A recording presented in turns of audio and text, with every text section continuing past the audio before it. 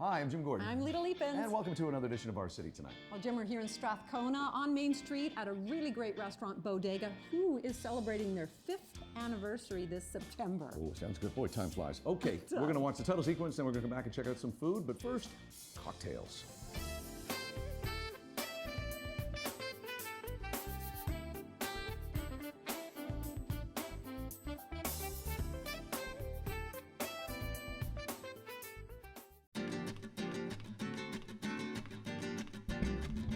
Well, we're here at Bodega. Bodega's always been famous for their food, but also for their really great libations. In particular, your signature sangria, which I've had before. Tell us a little bit about how Bodega makes their sangria. So this is the same recipe as they used at the old restaurants, so starting in the 70s. It is a dry red wine, lemon, lime, orange juice, Torres 5 brandy, and triple sec. Which means if it's got orange juice, you can drink it in the morning, right? Basically a smoothie. Well, it is kind of late morning, getting close to lunch hours. We're filming this before they open, so I'm going to try a little taste here. Nice. It's always been so great. It's good. There's good and bad sangria. Yeah, they're not all Clearly good. Yeah. And moving over here to something I think I'm going to absolutely love. Explain a little bit about this drink, the name, and how it came to be. So this is the Lamento, and it is a spin on the classic pina colada. So it has lime, passion fruit, coconut, and pineapple in it, as well as 4 different types of rum. Oh. So we have a white rum, a dark rum, a blackstrap rum, and an overproof white rum. Wow. Okay, well, pineapple. Dive in, please. I'm going to definitely taste this. Tell us a little bit about how this came to be. So it was an original recipe by our friend Max Barlman, and then we worked out the kinks together, and it is one of our more popular cocktails. I can see why. That is absolutely delicious. Let's talk about what else you offer on your cocktail list. Do you throw some history in? Is a theme? I know, and we also ask people, how often are you changing the list? Okay, so we try and change seasonally.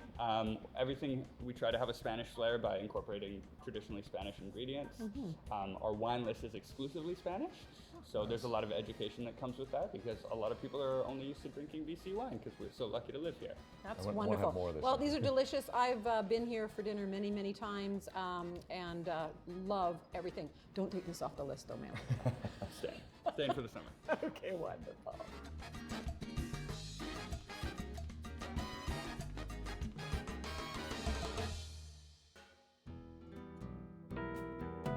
Well, with the magic of filmmaking, now we're back here with owner Paul. Paul, there's a long history to Bodega. Can you fill us in a little bit about that for our audience? Sure. The original Bodega opened in 1971 on House Street, and it was opened by my father and his partner Jose, and this is the new incarnation of that here on Main Street. Already, you're going to be celebrating your 5-year anniversary here at the Main Street location. That's correct. And you have kept so many of the traditions here. Yeah, we try. Very nice. We talked earlier when we were doing the cocktails, we alluded a little bit to the wines. A lot of people may not know a lot about Spanish wine, but you guys are exclusive with Spanish wine. What do we have here? And tell us a little more about your wine list. We have, our wine list is 100% Spanish. We have a great range for any palate. We have natural wines and some organic wines as well. And today we just have 2 great house wines, a simple white, which is just a blend, and a red. Now, you have some excellent food. These are some of your most popular dishes, appetizers that we have out in front of us. Describe these to our... These are 3 Spanish classics, which you'll find all over Spain. We have the prawns in sizzling garlic oil with chili and a little bit of sherry.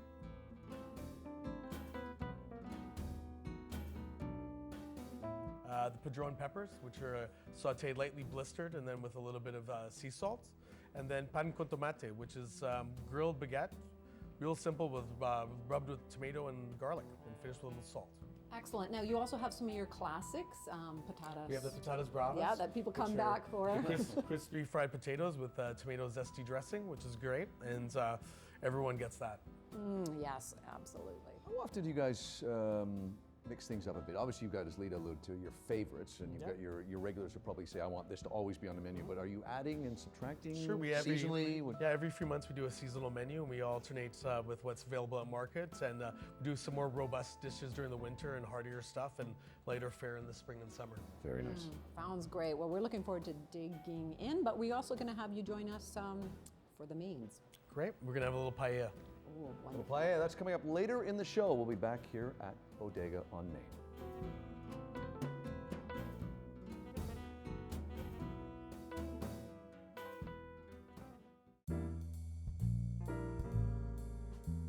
Well, smack dab in the middle of downtown Vancouver is the iconic Hotel Rosewood, and we are inside its best-known restaurant. It's Hawksworth Restaurant, and I'm joined by Thomas Price. Okay, well, let's start with our first wine.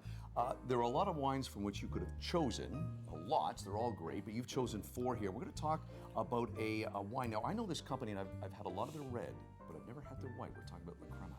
Yeah, La Crema is a big success story for us, and one of our. We're just very proud of it. We took a winery that was, kind of bargain bin, decommissioned, discontinued type Really? fruit. Oh, yeah? Okay, I Yeah, didn't know about that, yeah. 20 years ago or so, and we've turned it into a really quality-driven wine, largely based on a lot of our Russian River and other vineyards that we farm in Sonoma. Yeah, okay. And we Chardonnay and Pinot Noir is all we do at La Crema, and it's all we're ever going to do. Excellent. I love this wine because you can pair it with all kinds of different Chardonnay type foods, right? Right. Seafood, poultry, pork, for sure, anything with a kind of citrus-based or cream-based sauce, but it's also super delicious while you're cooking dinner. That's kind of what the whole point of La Crema is we want this wine to be enjoyed anywhere and everywhere with whatever you may or may not be doing. Okay, Thomas, we're going to go from the Sonoma Coast. We're going to go to the Santa Rita Hills, and a wine that is also available here at Hawksworth. Yeah, this is one of my favorite wines in our entire portfolio. This is Brewer Clifton Chardonnay. Greg Brewer is the winemaker there, and one of the very unique things, I won't get too deep into how California wine law works, but in an American viticultural area, which Santa Rita Hills is, just like Napa Valley is, just like Sonoma County is, Greg actually wrote the AVA guidelines because he's such a champion and pioneer of that area. It's about an hour and a half northeast of Los Angeles. The weather is perfect and beautiful. Greg makes wines in a really unique style. No new French oak, but he lets everything hang and get really ripe, and you're just left with a very sort of savory, very unique expression of Chardonnay. I can almost always sort of blind taste wine to Santa Rita or Santa Maria based on their real kind of savory components. Greg is a real treasure in our company, and we're thrilled to have him. Greg always describes this wine as he's a very cerebral guy, but he describes it as a deconstructed margarita. You've got the lime, you've got the salt. There's no tequila in this. Yeah. But there's a savory component to this wine that I find really compelling. And if I'm going to have this wine here, anything you would suggest I eat? Man, I would go, you can get a little more adventurous with this. I do a lot of Asian type cooking at home, and this wine actually goes well with like an Indian curry if it's not too spicy. good. Okay, yeah. I like it with some more savory kind of Japanese food. And then again, of course, any seafood or lighter sort of poultry preparations, but this has much more texture to me than the first Chardonnay, and this one is much more. You can experiment with this with a lot of different food. Okay, we've had some whites, now moving to reds. I think this is a really interesting story that we're about to talk about, Thomas. We're about to try wine from the top female winemaker in Oregon. Yeah, Explain. It's a really cool story. We took a really large position in Oregon at Jackson Family Wines because we really believe in Chardonnay and Pinot Noir. Those are the two sort of main things that we do. We make wine from everywhere, from everything, but Lynn Penarash has been a pioneer of Oregon winemaking. One of the first females. She's won all kinds of awards. Her wines are delicious. She owns and operates her winery with her husband in the Willamette Valley in the Yamhill Carlton district, and we're just, again, thrilled to have her in the fold with us. As you'll see when we taste, the wines are really elegant and have a lot of different sort of nuance to them. And I personally, Oregon Pinot Noir might be one of my favorite actual sort of wines and wine styles because of its versatility. Yeah. You can, when you have one bottle for a table of 4 and some people are getting salmon and some people are getting steak, it's the only wine that can kind of blend with all the different sort of food types. I love Oregon Pinot Noir. This has about 14 different vineyard sources in it. The bulk of this particular vintage, though, comes off of a vineyard that we farm down in the Eola Amity Hills region called Xena Crown. And it gives it that really soft, kind of perfumed sort of expression. Man, I would pair this wine with just about anything. I just think it's really delicious. I love the weight of it. It's Pinot Noir is my go-to wine. That's the wine I drink in the red category now, so that's fantastic. Okay, Thomas, our last wine, we're going to go to a place that was only opened a couple of years ago, 1886, in the Napa Valley region. Tell us about our last wine, and it's a red. Yeah, so it's Freemark Abbey Napa Valley Cabernet Sauvignon, and you know this is a very, very iconic winery. It sort of follows some patterns that our company have. We are female owned. Barbara Banke is our owner. We're 100% family owned. We are not publicly traded. This winery was founded, by a woman named Josephine Tixon in 1886, which had to be a bit of a pioneer back then to start your own business anywhere. It's changed hands over the years. It's been part of the family for about 30 years. And one of the cool things about this winery that I'd point out is Ted Edwards has been the winemaker there for the entire 30-year span. Wow. Yeah, and so he's one of Napa's most venerated and venerable winemakers, and we're just thrilled about this wine. It's super iconic. It's a very kind of old school version of Napa Cabernet, and just super structured. The wines age beautifully, but they taste delicious upon release as well. All right. Ted always uses a little bit of Merlot to soften up the Cabernet. I think this has got about 10% Merlot, maybe a little bit of Petit Verdot in it as well. But it's just showing absolutely wonderfully right now. I'm thinking of all the great meals I'm going to have with this wine. Yeah. For our viewers, what would you recommend? Man, I mean, obviously you start to get into the red meat camp with a wine like this. I mean, any kind of steak. I like Cabernet with braises, right? I like to cook stuff for a really long time. So like ossobuco, like a lamb shank kind of situation with this would be great.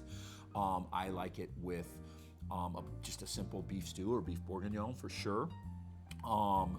Another protein, this is good with some game. I mean, obviously here in the Northwest, you know, there's venison and elk and stuff like that. Yeah. This wine is a really fun thing to pair with preparations of game. Duck is a great choice. Okay, yeah, I was thinking duck or a heavy meat like this. Yeah. Fabulous. Before we wrap up and you head out of town, Yeah. remind people again where they can find out more information on Jackson Family Wines. Yes. Fabulous website. Absolutely. So it's www.jfwthekey.com. And we've got info sheets on everything. We've got all kinds of different interactive videos. There's all kinds of amazing wine information in general, but specific to the wines in our company for sure. I'd highly recommend browsing around on that. It's really, really a good learning experience and fun to see everything that we're up to. It's Thomas Price, a guy who knows his wines. Thanks to him, thanks to Christine, Mackenzie, and Aaron, and thanks to Scott Garrett and team here at Hawksworth Restaurant here in the Hotel Rosewood. Come check this restaurant out. Great happy hour, I'll mention too, and of course, award-winning food and wine. Thomas, thank you. Pleasure was mine. Thank you.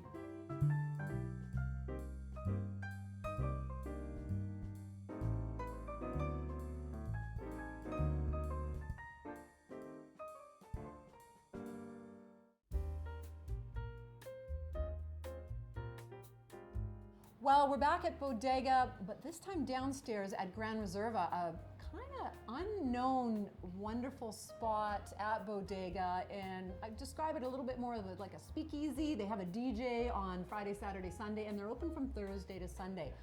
But I am here with my good friend David. David, you haven't been on the show for a little while. We welcome you back.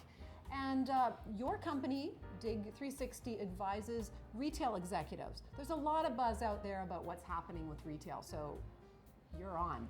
Yeah, well, the thing we hear most about is the death of retail, or at least the death of stores. Mm-hmm. And you know, a lot of our work is drawn into that topic because we're trying to make sure that whoever's running a retail operation is really being in the modern moment and not caught in the past. So they don't become archaic and they don't have to close, as you had mentioned, Pier 1 is going through their death knell.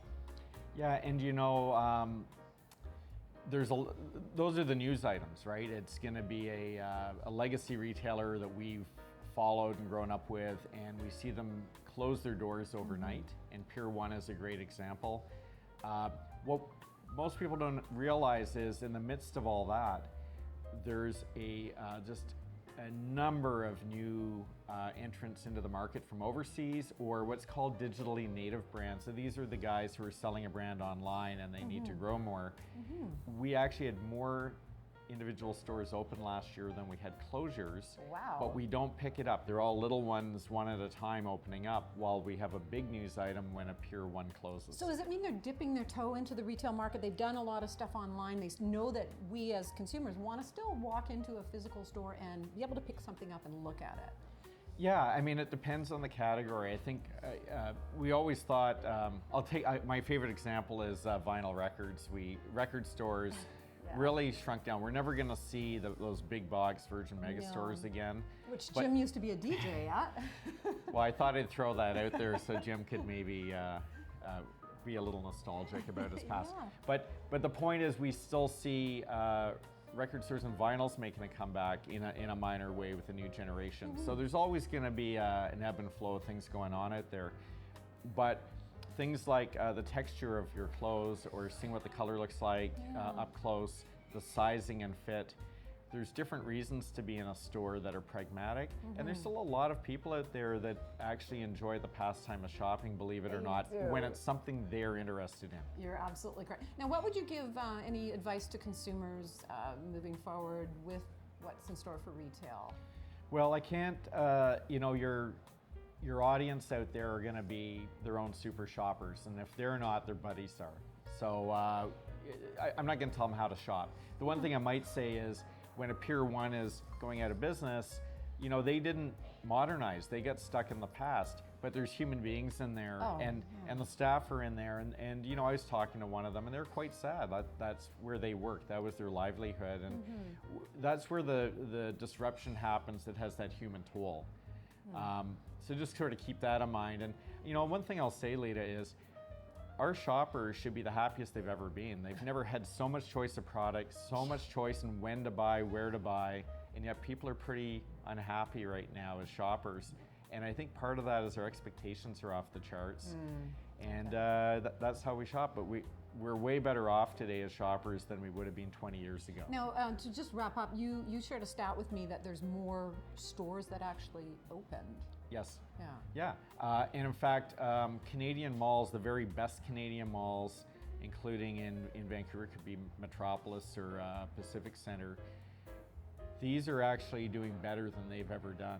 What's happening is the total number of stores, the idea of having a new retailer having 10 stores in a local market, that's not happening so much anymore. They're having 1 or 2 flagships, and then they're selling online, but they're trying to blend the two experiences together. But the best malls are doing great in Canada. The best stores, Costco's doing great, IKEA's doing great. Okay. All right, well, that's great. Well, we're here with David Ian Gray at Dig 360, giving us sort of the feel for what's happening out in the retail market. And thanks again for sharing some information with us. Thanks for allowing me back after all this time. Well, wrapping up here down below at Grand Reserva at Bodega, but I'm going to go back upstairs to join Jim and Paul to taste some of their main dishes at Bodega.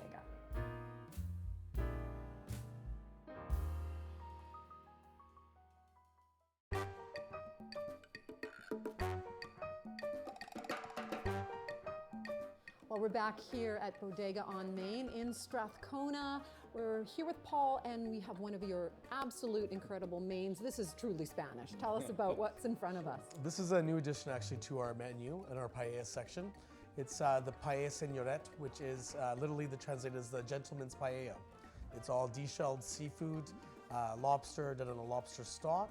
And why, sorry to interrupt you, but gentleman's pie, why are they calling it that? Because you can literally just eat this with a fork. It doesn't require any cutting at all. Everything's been like de-shelled. that. All the work's been done for you. Yeah, beautiful. And you discovered this. I was on a trip with my sister in Valencia, and we ate it at a beachside restaurant that's famous just for this dish, and it was fantastic. Well, what a great idea, because sometimes you don't want to be in there, but I would do it anyways.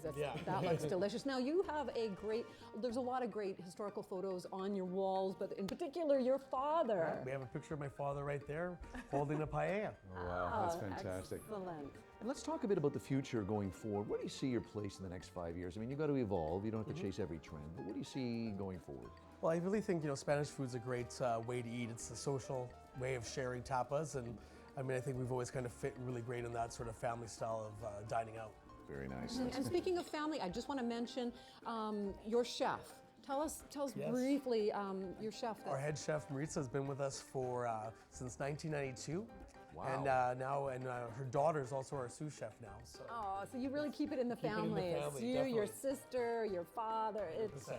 pretty incredible. I think your dad would be very proud of what you've done. Thank you, sir. I congratulate you guys on a great job. We're going to come back here right at the end of the show to say goodbye. By the way, you guys go ahead and start eating, as you already have, as I do this next introduction. But speaking of great food and eating well, last fall, as she was coming through Vancouver, we had a chance to sit down with author Jana Cristofano.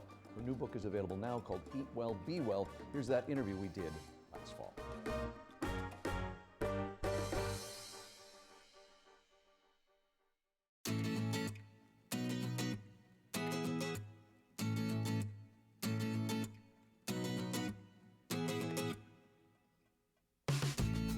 Well, we're in the middle of Stanley Park at the wonderful Stanley Park Brew Pub restaurant. Joining us now is a friend who comes all the way from the Commonwealth of Virginia. I like saying that, not just Virginia. It's Jana Cristofano. She is a advocate wellness advocate, author, so many other things, blogger. You do a lot of stuff on social media, but we came together because you're doing some stuff that Lita and I find really important. Tell us about what you're doing. Well, I'm a blogger, YouTuber, and I just recently completed my first cookbook, plant-based and gluten-free recipes. Excellent. Now, you've been interested in nutrition for a long time. You've studied it. It's interesting. My background's in fitness, and it took me a long time until I was older to realize the really important ratio between fitness and having the right food. You know, when we're young, we can eat whatever we want. As long as we work out, we look good. Yeah. So tell us, what is the ratio now? What are people finding, the experts finding, how important food is in that whole mix of being healthy? Well, I think it's commonly understood at this point that 80-20 would probably be the minimum. You know, 80% what you eat, 20% fitness. I mean, the old adage, you are what you eat. Wow. So true. It is. It's fascinating. And now you gave up gluten, and I know gluten seems to be on everybody's mind these days, whether they're celiac and what.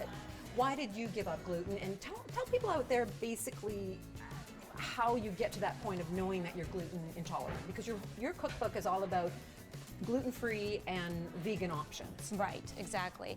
I discovered through the process of elimination that a lot of issues that I was having, migraine headaches, arthritis, many things, that when I eliminated gluten from my diet, they went away. Oh, interesting. So, you know, Jim, I know sometimes you try and avoid gluten. Because of you, I mean, you don't touch it, but I think that you always have to say it's not a fad, No. or it's not a trendy thing Right. to do. One of the things you addressed in your book, from what I've seen early on, you let us have a little sneak peek, is that people tend to just think, well, if I give up this and this, the sugar and all that, I'll be eating cardboard. And that has been your goal, is to create recipes that are healthy, without gluten, without hard sugar base, but are still delicious. Yes. The name of your company, actually, could you explain that too? It's Nutritionicity, which is a combination of nutrition and simplicity, making nutrition simple. It's also your handle on social media, we should say, too. Yes. Talk a little bit, Lita mentioned plant-based. I think people are trying to keep up. People do want to eat healthier, as she said, you said. Talk a little bit more about what that means, because I know, like, for example, my parents, my dad just would go, it's not the case. No, it's not at all. Plant-based means eliminating most animal products from your diet. It also means eating food that's as close to its natural state as possible, so as minimal refinement.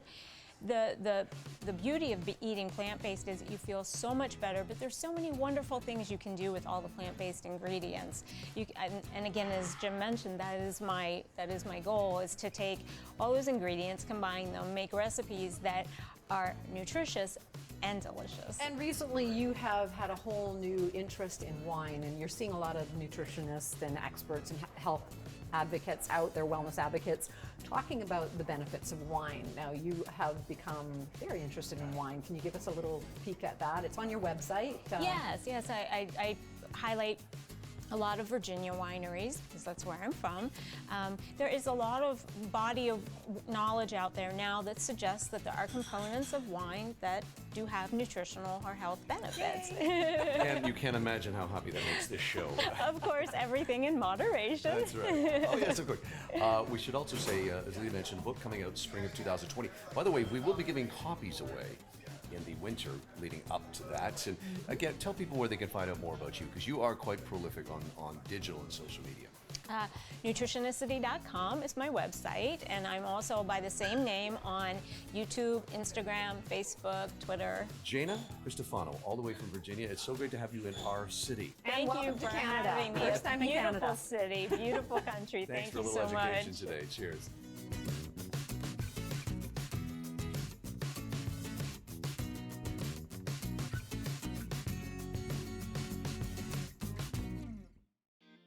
Well, as Jim is eating, we're back here with Paul and Natalie and the owners of Bodega. Thanks for having us. Thanks for spoiling us here.